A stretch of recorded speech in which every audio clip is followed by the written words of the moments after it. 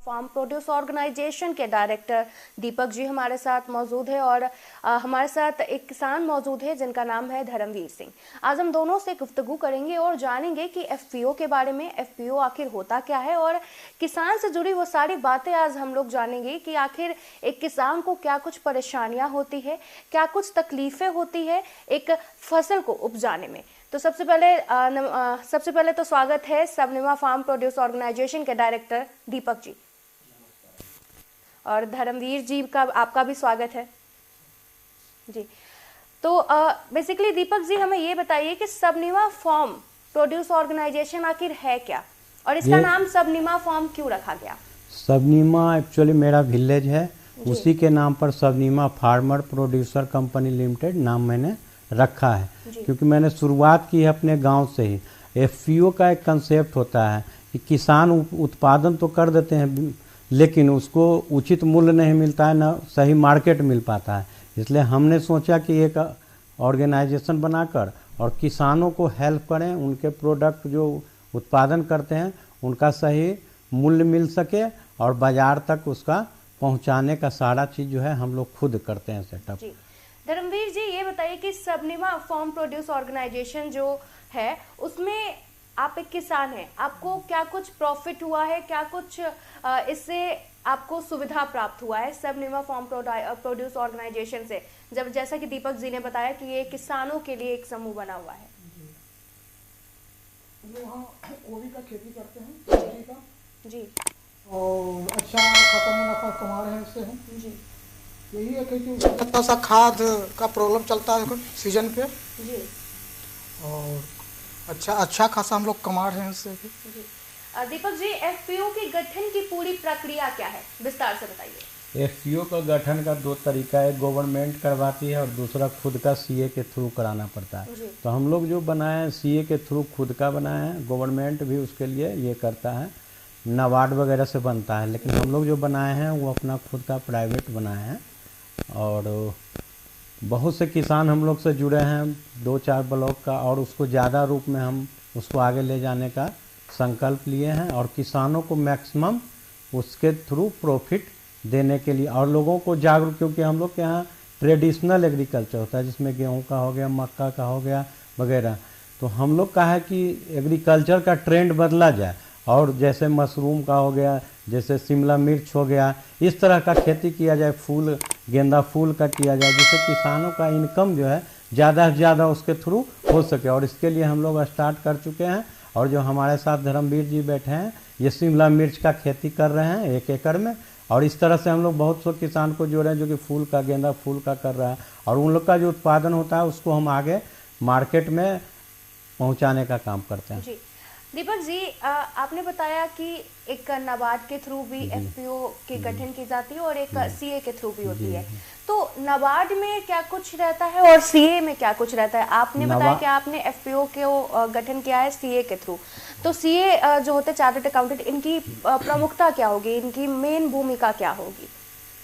नाबार्ड के थ्रू जो होता है वो फुल्ली होता है क्या कि गवर्नमेंट के उसमें कोई पैसा नहीं लगता है खुद का, वो खुद समूह बना कर होता है। और जो प्राइवेट होता है सीए तो उसमें चार्जेस वगैरह लगते हैं जो खुद का पे करना होता है।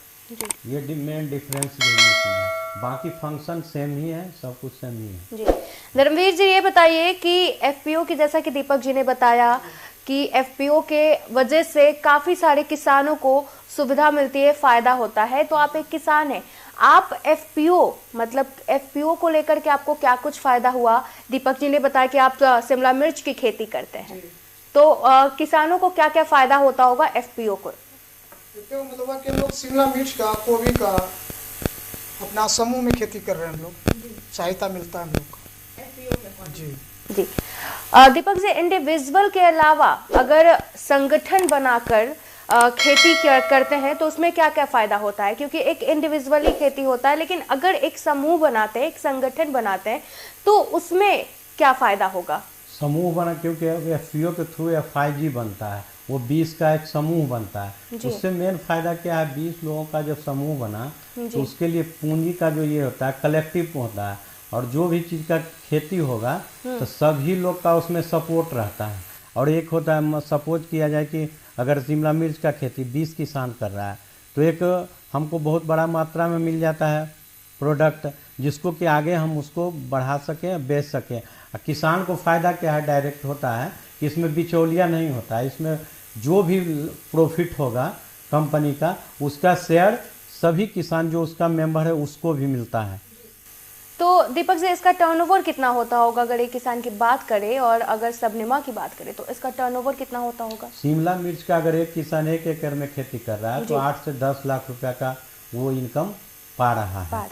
हाँ, इसलिए हम लोग कृषि में तकनीकी हस्तक्षेप, पुराने चीज़ को छोड़कर नए चीज़ का अपनाने के लिए मोटिवेट करते हैं, और बहुत लोग करना शुरू भी कर चुके हैं, क्योंकि आज के समय में बिहार में इस चीज़ की मांग है, क्योंकि हम लोग ट्रेंड बदले, क्योंकि कृषि प्रधान राज्य है हमारा, यहाँ की भूमि बहुत अच्छी है, लेकिन किसान लोग को सही जानकारी नहीं मिल पाता है। सरकार की बहुत सी योजना होती है जिसका सही जानकारी किसानों को नहीं मिलता, या यूँ कह सकते हैं कि योजना तो बहुत सरकार की तरफ से आई है, लेकिन उसको धरातल पर उसको इस्तेमाल कैसे करते वो किसान नहीं कर पाते। वो इस वजह से नहीं कर पाते क्योंकि उनके पास नॉलेज नहीं होता है, लैक ऑफ नॉलेज की कमी होती होगी कि हाँ। और कभी कभी ऐसे किसान के पास तो कहते हैं ना कि एक्सपीरियंस होता है, लेकिन नॉलेज की वजह से कभी कभी कोई भी फसल उपजाने में भी काफी तकलीफें होती होंगी, क्योंकि वो कहते हैं कि हमारे पास अगर एक्सपीरियंस हो तो हम कुछ भी कर सकते हैं, लेकिन जब तक अगर आपके पास एग्रीकल्चर सेक्टर की अगर बात करें तो नॉलेज भी होना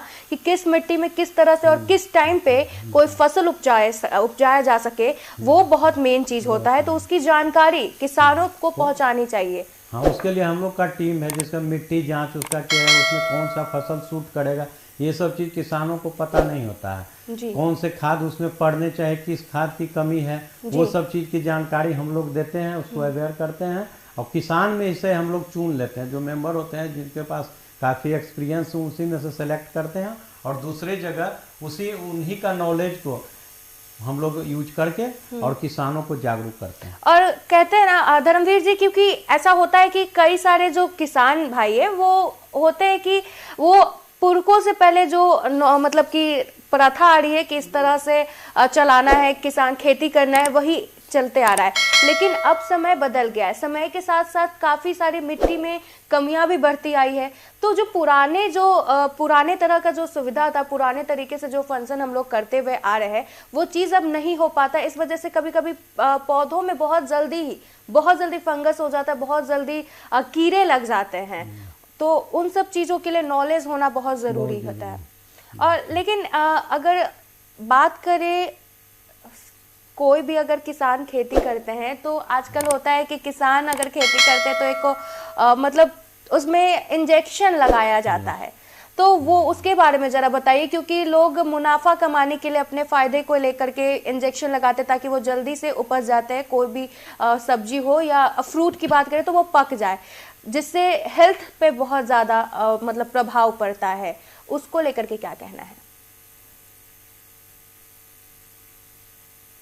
हेल्थ पे प्रभाव पड़ता है तो उसको लेकर के क्या कहना है? जब बहुत सारे ऐसे किसान होते हैं जो इंजेक्शन लगाकर फल को बड़ा करते हैं, मतलब कोई भी फल का आकार अगर वो छोटा होता है तो इंजेक्शन लगता है वो रातों रात बड़ा हो जाता है, तो उसको लेकर के वो मतलब वो क्या चीज होता है?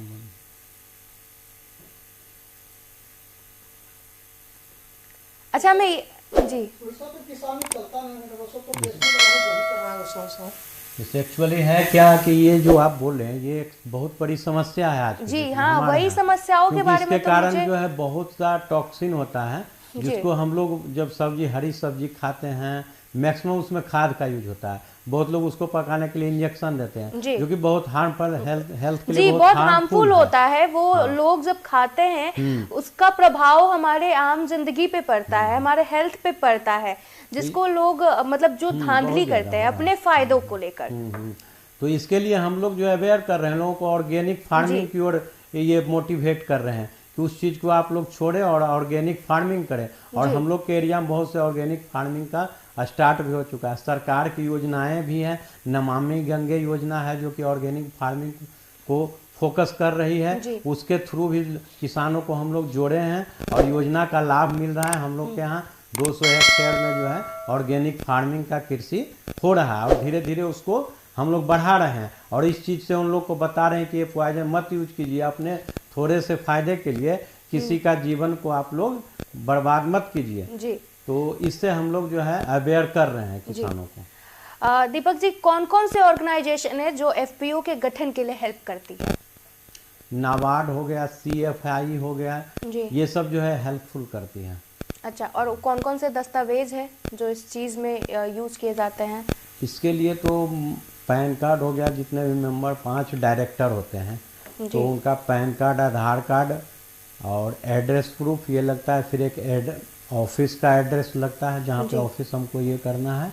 ये सब चीज़ हम लोग देते हैं इसलिए कि उसका प्रोसेस होता है, डिजिटल सिग्नेचर वगैरह जो प्रोसेस होता है ये लगता है। उसका उसका फीस है 25,000 समथिंग जो भी वो लगता है। और उसके बाद हम 1 महीने का टाइम लगता है फिर ये एफपीओ गठन है। मतलब तो किन किन फसलों या उपज को लेकर के एफपीओ का गठन किया जा सकता है? सभी फसलों के लिए ये है, ऐसा कुछ नहीं है कोई आइडेंटिफाई कि इस फसल के लिए, सभी के लिए ये है। मेनली क्या, अगर गेहूं का उत्पादन हमारे यहाँ किसान कर रहा है, 1000 टन गेहूं होता है तो वो क्या होता है, टाइम पे जब उत्पादन होता है तो किसानों का उसका मूल्य, व्यापारी क्या होता है कम रेट पे लेता है जिससे उसको मूल्य नहीं मिल पाता है। तो इसमें क्या है कि हम लोग उसका भी, जितने भी किसान जो कि गेहूं का कृषि कर रहे हैं उन लोग का एक समूह बना के, उन लोग का जितने भी है अन्न वो सबको एक जगह हम लोग ये करते हैं। और बड़ा व्यापारी, बड़े बाहर का फ्लावर मिल्स हो गया, वहाँ से हम लोग डायरेक्ट कांटेक्ट करके और उचित मूल्य जो मिलता है, मिलना चाहिए, वो हम लोग दिलवाते हैं। उसके थ्रू जो एक डायरेक्ट फ़ायदा हुआ। दूसरा फ़ायदा हम लोग का ऑर्गेनाइजर, सपोज किया जाए कि 2000 रुपये टन गेहूँ लिया गया और वहाँ 2200 रुपये बिका, तो ये 200 का जो फ़ायदा हुआ, इसका भी फ़ायदा जो है किसानों में पर शेयर के हिसाब से मिलता है। तो डबल फ़ायदा है एफपीओ के थ्रू जी। इसमें किसानों का शोषण नहीं होता, किसान खुद उत्पादक है, खुद विक्रेता है, बीच में कोई बिचौलिया नहीं होता है। जी। तो अब मतलब कि जो भी फसल की खेती करते हैं, मार्केट तक उसको कैसे ले जाते होंगे और क्या कुछ तकलीफें होती होंगी, और मार्केट तक उसको ले जाने की प्रोसेस, प्रक्रिया क्या होती होगी? एफपीओ के थ्रू एक्चुअली क्या, हम लोग किसानों, जितने भी किसान का समूह है उन लोग का माल एक जगह हम लोग कलेक्ट करते हैं। उसके बाद शहर, सपोज पटना है, पटना का जो बड़ा सब्जी का अगर बड़ा मंडी है वहाँ का जो मेन है वहाँ का रेट हम लोग पता कर लेते हैं, वहाँ क्या रेट चल रहा है, क्या मिल रहा है। उस हिसाब से यहाँ से हम लोग ट्रांसपोर्टिंग पे जो कॉस्ट आता है उसको ऐड करके, उसके बाद जो प्रॉफिट वहाँ होता है पटना लाए, वो प्रॉफिट क्या है कि सभी किसानों में वो डिस्ट्रीब्यूट हो जाएगा सेम। तो इसमें दिक्कतें आती है, जो कलेक्शन करवाना, उसको फिर भिजवाना, तो ये सब दिक्कतें आती हैं। लेकिन बिना दिक्कत को सामना किए हुए तो कुछ हो भी नहीं सकता है। जी। बात करते हैं एग्रीकल्चर की, तो हमारे जो यूथ है, हमारे जो अभी के यूथ जनरेशन में यूथ कतराते हैं खेती को लेकर के, उनके मन में जो विचारधारा होती है खेती को लेके वो उतनी नहीं होती है। लेकिन कई सारे ऐसे भी यूथ हैं जो अब एग्रीकल्चर सेक्टर में अपना इंटरेस्ट बढ़ा रहे हैं। मैंने बहुत सारे ऐसे यूथ को देखा है जो अब एग्रीकल्चर सेक्टर में जा रहे हैं, उसके बारे में स्टडी कर रहे हैं कि कैसे किसी भी फसल को उपजाया जा सकता है। तो आप उन यूथ को क्या संदेश देना चाहते हैं कि एग्रीकल्चर के बारे में भी अपना इंटरेस्ट जगाए? एक्चुअली है क्या कि जो यूथ इस चीज से भाग रहे थे वो क्या था, वो ट्रेडिशनल एग्रीकल्चर था जिससे ज्यादा फायदा हो नहीं सकता। जितना होता था उतना लोग घर में खपत कर लिया, थोड़ा बहुत हुआ। लेकिन अभी का जो कृषि का है, ये इसी पे हम लोग फोकस किए हैं कि आधुनिक कृषि हो। जैसे शिमला मिर्च का हो गया, जैसे जरबेरा फूल का होता है, ये सब ग्लैडुलस हो गया, ये सब चीज़ का जो कृषि करेगा युवा तो उसमें अच्छा मुनाफा है। साल में वो 10 लाख से 15 लाख का भी नाम ले सकता है मुनाफा। इस पे हम लोग जो है कि आया था न्यूज, देवघर के पास एक लुटिया तर गाँव है जो मोहनपुर प्रखंड का है। हम लोग न्यूज में देखे, वहाँ गए, वहाँ उस किसान से मिले जो कि जरबेरा का कर रहा था, पॉली हाउस में खेती फूल का। तो वहाँ पर गए, उससे मिले, इंटीरियर गाँव था वो, जब गए उससे मिले, बात किए तो 4-5 जगह वो पॉली हाउस का लगाए हुए था और उसको विभाग से, हॉर्टिकल्चर से मिला हुआ था वो चीज़ सपोर्ट, और वो खेती कर रहा था। उससे पूछे कि आप लोग कैसे इसका मार्केटिंग करते हैं, तो उन्होंने बताया कि मेरा माल पटना भी जाता है, देवघर जाता है, देवघर जाता है, फिर रांची जाता है फूल। वहाँ से क्या होता है, वो लोग यहाँ से ऑर्डर देता है पार्टी, वहाँ से वो लोग गाड़ी से भिजवा देता है, बस वगैरह जो भी आता है। तो इसके थ्रू वो बताया अपना कि हम साल में जो है 10 से 15 लाख रुपया कमा रहे हैं इसी गांव में रहते हुए, और हमें सरकार की तरफ से बहुत सुविधा मिलता है। तो आधुनिक कृषि वो चीज़ नहीं है, जैसे फूड प्रोसेसिंग प्लांट हुआ, ये चीज़ लगाकर भी युवा कमा सकता है। बहुत सा एरिया जैसे लखीसराय एरिया में टमाटर का बहुत ज़्यादा उत्पादन होता है। सीजन पे क्या होता है, 2 रुपये 1 रुपये मतलब फ्री में समझिए वो बिक रहा है, बर्बाद होता है। अगर वहाँ पे फूड प्रोसेसिंग यूनिट लगाकर उसका और उसको ये किया जाए, डेवलप किया जाए, उसके बाद मार्केटिंग किया जाए उसका, तो उससे युवा अच्छा खासा कमा सकता है। तो there are so many dimension in this sector. जी दीपक जी और धर्मवीर जी, ये बताइए कि किसान हमेशा किसानों की मांग रहती है जो केंद्र सरकार भी पूरा नहीं करती है, और हमारे मुख्यमंत्री से भी बहुत सारे किसान ऐसा मांग करते हैं। तो उन मांग, आप लोगों की क्या मांगे हैं सरकार से कि और इसे बेहतर बनाया जा सके? कुछ मतलब लगातार किसानों की मांगे पूरी नहीं होती है, लगातार किसान हर जगह पे धरने प्रदर्शन पे बैठ जाते हैं। आपकी क्या मांगे हैं कृषि किसान, आप एज अ किसान आप क्या मांग करते हैं सरकार से कि इस एफपीओ या फिर एग्रीकल्चर को और बेहतर बनाया जा सके? सरकार से यही मांग है कि सरकार की जितनी भी योजनाएं हैं सही रूप से वो धरातल पर नहीं आ पाती है, जिस वजह से मतलब आपका मानना है कि वो सही रूप से धरातल पर नहीं मिल पाती है। अब जैसे धान का भी ये हुआ, पैक्स लेता है धान, यहाँ पे हम लोग के यहाँ धान का पैक्स लेता है। अगर पैक्स में जाएगा तो उसका रेट 1900-2000 होगा जो सरकार फिक्स करती है, और अगर वो पैक्स नहीं लेगा तो हम लोग का धान 1400-1500 रुपये, जो कि उसका प्रोडक्शन पे जो कॉस्ट आता है लगभग वही आता है।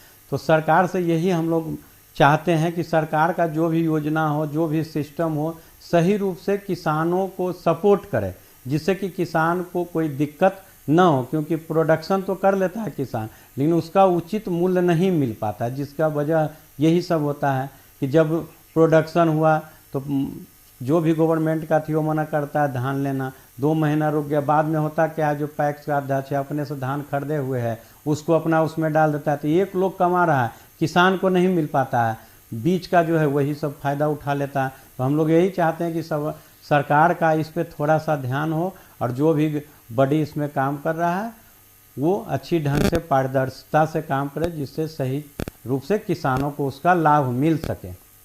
जी, बिहार में खेती करना और मार्केट के व्यवस्था को कैसे हैंडल करना चाहिए? धर्मवीर जी आप बताइए, आप एक किसान हैं, बिहार में खेती करना कितना अच्छा होता होगा या फिर कितनी मुश्किल का बात होता होगा, और मार्केट तक उसको अच्छे से ले जाना और मार्केट के व्यवस्था को कैसे हैंडल करना चाहिए, बैलेंस कैसे बनाना चाहिए? हम लोग जब उपजा लेते हैं तो इन लोग का बेचने में कठिनाई होती है। अच्छा, मतलब उपजा लेते हैं और उसको बेचने में जी, तो क्या कठिनाई होती है? कठिनाई और मार्केट में रेट नहीं मिल पाता लोगों को। अच्छा, आपका ये है कि मार्केट में रेट नहीं मिलता, मतलब जो आप रेट आप लोग जैसा सोचते हैं वैसा रेट आपको मार्केट में नहीं मिलता है। तो समूह के मार्फत जब बाहर ले जाते हैं जी तभी रेट मिल पाता है फिर जी। दीपक जी, तो आप मतलब सरकार से आपका क्या मांग है इस चीज, इस सुविधा का, इस समस्या का समाधान किस तरीके से निकाला जा सके? इस समस्या का समाधान इस तरह से है कि जो भी मंडी है, जहाँ भी मंडी है उस पर सरकार का थोड़ा बहुत नियंत्रण हो, और किसान को उचित मूल्य मिले, इसके लिए एक चैनल हो। जिस तरह से अनाज गेहूं के लिए, धान के लिए पैक्स का, उसी ढंग से सब्जी का सरकार से रेगुलेटिंग को ऐसा ये हो जो कि हर जगह एक हब हो, जहाँ से सब्जी का कलेक्शन हो, वहाँ से फिर सब्जी को बाहर भेजा जाए। सब जगह ये चीज़ हो जिससे कि आगे ज़्यादा से ज़्यादा एफपीओ को सरकार हेल्प करे, जिससे एफपीओ इस सेक्टर में बहुत अच्छा कर सकता है। फिनेंशियल प्रॉब्लम आती है एफपीओ को, जो कि सरकार को देखना चाहिए। जी, तो ये थे हमारे साथ सबनिभा फार्म प्रोड्यूस ऑर्गेनाइजेशन के डायरेक्टर दीपक जी और हमारे साथ किसान धर्मवीर सिंह जी। तो सब धन्यवाद, आप लोग हमारे साथ जुड़े, कृषि पिटारा के साथ जुड़े।